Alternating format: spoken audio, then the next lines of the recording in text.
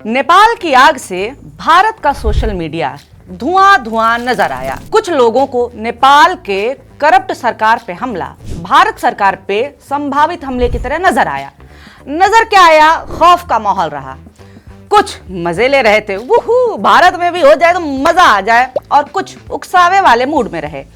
मौके पे चौका मारने के इंतजार में थे कि बस भारत के युवाओं को भी यही करना चाहिए, गिरा दो सरकार, फूंक दो नेताओं और उनके घरों को। नेपाल में जो हुआ, क्यों हुआ, इसका इतिहास पुराण हम बहुत डिटेल में नहीं बतियाएंगे, क्योंकि मोटा मोटी सबको पता है कि करप्ट नेताओं के खिलाफ गरीब बेरोजगारी की मार झेल रहे युवाओं ने क्रांति ला दी। हुआ नेपाल में, पर खौफ का माहौल हमारे यहाँ भी है। बट क्योंकि शो का नाम है सोशल सिन और यहाँ पे हम बात करते हैं सोशल मीडिया पर सिन यानी पाप करने वाले लोगों की। इस हफ्ते पापियों की लिस्ट लंबी रही, मगर सबसे पहले बात शुरू करेंगे उससे जिसे नरक के साक्षात दर्शन हुए, जिससे वो खौफ में है। चलिए शुरू करते हैं सोशल सिन का नया एपिसोड। म्यूजिक।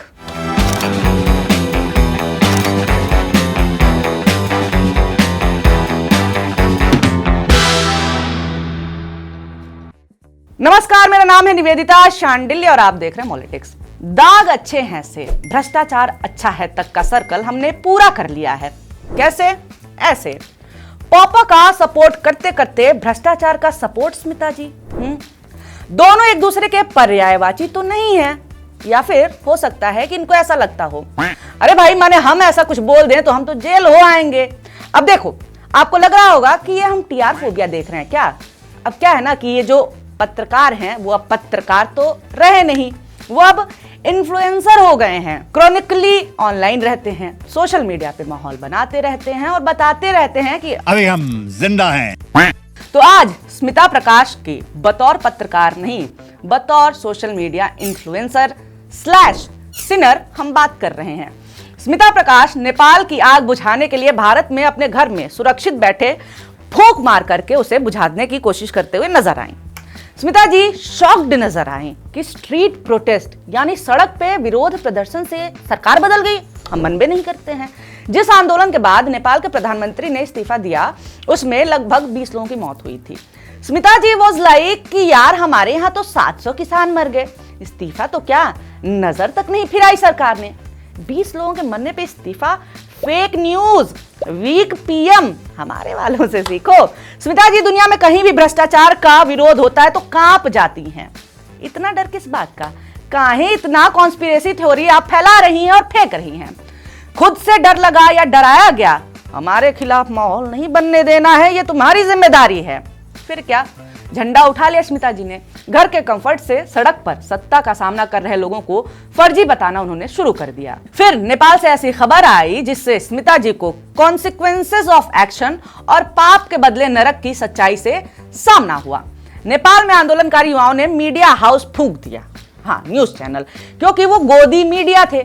सरकार की चापलूसी करना, बेरोजगारी की खबरें छुपा देना, यही वो करते थे। हाँ जी, तो इसीलिए डर सबको लगता है और गला सबका सूखता है। स्मिता जी ये बात पचा नहीं पा रही कि सरकार की गोद में मीडिया का बैठना अपराध है, और जनता ये ढंग से समझ चुकी है कि ये वॉचडॉग नहीं लैपडॉग है। स्मिता जी को लगता है कि जनता तो मूर्ख है और कम से कम हम तो बना ही देते हैं यार, ये इनको सच बता कौन रहा है। पूछ रही हैं कि ये आंदोलन तो अभिव्यक्ति की आजादी के लिए था, फिर मीडिया हाउस को क्यों जलाया? क्योंकि भाई अभिव्यक्ति की आजादी के सबसे बड़े दुश्मन तो तुम ही लोग हो ना।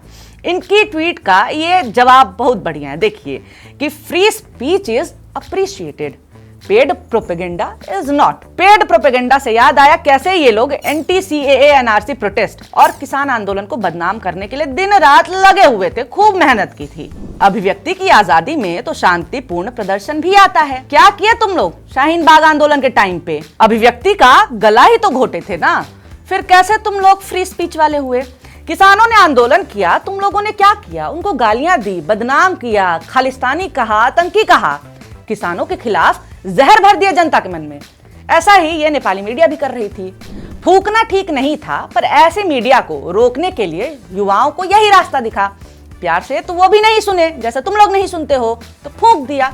गलत किया, मगर उन्हें मजबूर करने वाली थिथरई किसने की थी? मीडिया ने ही ना। अब ये लोग जो कर रहे हैं, मुझे लगता है कि हम इनकी बातों और फेक थियरीज में चक्कर घिन्नी ना काटे, इसलिए थोड़ा सा कॉन्टेक्स्ट यानी संदर्भ हमें जान लेना चाहिए। खास बात यह है कि नेपाल में जो आंदोलन हुआ है उसमें सोशल मीडिया का बड़ा रोल है। मॉडर्न जमाने की मॉडर्न क्रांति है ये। जेनजी ने क्रांति लाई है यार, जो कि सबसे अनसीरियस जनरेशन मानी जाती है, वो सड़क पर आ गई। क्यों? ये जान लीजिए। नेपाल में लोकतंत्र लागू तो हुआ मगर कुछ भी ठीक नहीं हुआ था। नेता सिर्फ अपना बस्ता भरने में मस्त थे। 2015 से 2025 के बीच में सरकार को लेकर के लोगों में असंतोष बढ़ गया। युवाओं ने आरोप लगाया कि टैक्स के पैसे से राजनेताओं और उनके रिश्तेदारों के घर चल रहे हैं, वो अपने पे खर्च कर रहे हैं। नेपाल की 40% जनसंख्या यंग है, लेकिन सरकार के पास देने के लिए रोजगार ही नहीं है। विरोध प्रदर्शन लोगों ने सोशल मीडिया के जरिए जाहिर करने का प्रयास किया, लेकिन जब किसी को राजशाही की आदत हो तो वो लोगों को कैसे सुनेगा, कैसे अपनी आलोचना बर्दाश्त कर सकता है। इन नेपाल की बात हो रही है ना। अरे क्या है ना कि बड़ा फेमिलियर सा साउंड कर रहा है, दैट्स वाई। तो केपी शर्मा ओली सरकार ने सभी सोशल मीडिया प्लेटफॉर्म को बंद कर दिया कि हम बंद कर देंगे, इनकी आवाज सुनेंगे ही नहीं, कैसे करेंगे ये लोग विरोध। जिसके बाद युवाओं ने विरोध प्रदर्शन करने की कोशिश की। केपी शर्मा ओली को यह बिल्कुल पसंद नहीं आया, गोली चलाने का आदेश दे दिया, जिसमें कई युवाओं की जान चली गई। फिर क्या था? विरोध प्रदर्शन अब उग्र हो गया। जेनजी प्रोटेस्टर्स ने फिर से संसद से लेकर के हर सरकारी संस्था को आग के हवाले कर दिया। प्रधानमंत्री केपी शर्मा ओली ने इस्तीफा दे दिया। कई लोगों की जान गई। राष्ट्रपति ने प्रधानमंत्री का इस्तीफा मंजूर करके खुद भी इस्तीफा दे दिया। अभी भी नेपाल दंगे की आग में झुलस रहा है।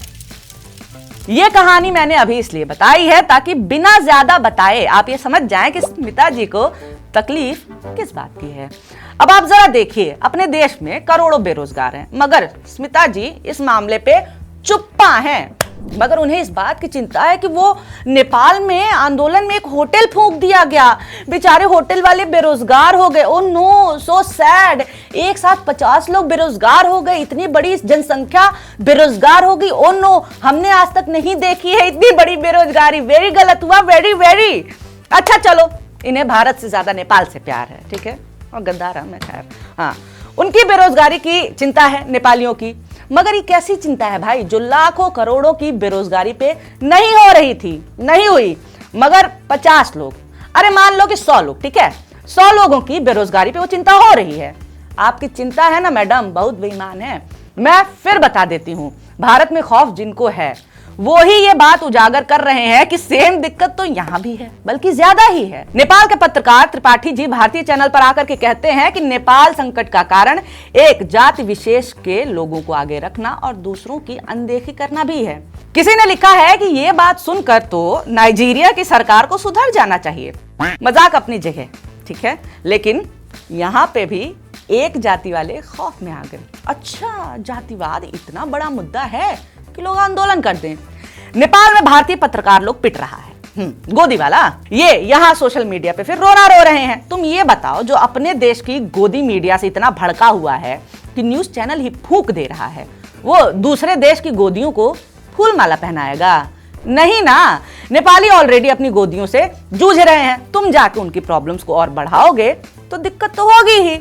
अब आप देखिए, मैंने कहा ना जैसा कि स्टार्टिंग में ही कि खाली यही एक प्रकार के लोग सोशल मीडिया पे इस समय उछल कूद नहीं कर रहे हैं, दूसरे वाले भी हैं जो तख्ता पलट और मिनिस्टरों को मारने के सपने देख रहे हैं, दिखा रहे हैं। शुक्र है कि भारत की सरकार मजबूत है। अरे जस्ट किडिंग, शुक्र है कि भारत का संविधान मजबूत है जिसमें सरकार का कुछ लेना देना नहीं है, बल्कि ये वाले तो थोड़ा बहुत कमजोर ही करने में लगे हुए हैं। अब देखिए, ये सोशलिस्ट लीडर हिंसा की वीडियो डाल करके लिख रहे हैं कि धू धू जलती नेपाली संसद, 75 साल का तानाशाह सत्ता नहीं छोड़ना चाहता। चलो यहां तक भी ठीक था। फिर खुद को ही रिट्वीट करते हुए लिख रहे हैं कि 75 वर्ष के बूढ़े मोदी को हटाओ, हिंदुस्तान बचाओ, वंदे मातरम। माने पहले ट्वीट में साफ नहीं था तो नाम, उम्र, गांव, पता बताते हुए बताया कि किसकी बात कर रहे हैं। किसी भी नेता को, किसी भी पार्टी का हो, उसे देश में राजनीतिक अशांति के लिए प्रार्थना नहीं करनी चाहिए। नेपाल में सरकार में बैठे नेताओं को मारे हैं तो पूर्व नेताओं को भी उतना ही मारा है। एक तरफ राहुल गांधी हैं जो कहते हैं कि वैचारिक मतभेद रखो मगर नफरत मत करो किसी से, लेकिन राहुल वाले हैं जो नफरत के जश्न मना रहे हैं। नेपाल में नए पुराने से लेकर के भविष्य तक के नेता लोगों की लंका लगी हुई है, तो be careful about what you wish for. बाकी सरकार से सवाल करते रहिए, उलझते रहिए, क्रांति करते रहिए और संविधान को बचाने का संघर्ष भी करते ही रहिए। आज का एपिसोड आपको कैसा लगा कमेंट करके जरूर बताइए, और हाँ, अच्छा लगा हो तो लाइक कर सकते हैं। बाकी ऐसे ही एपिसोड्स आप आगे देखते रहें सोशल सिन के, इसके लिए हमारे चैनल को सब्सक्राइब करना नहीं भूलना है। वीडियो देखने के लिए बहुत शुक्रिया, बहुत धन्यवाद।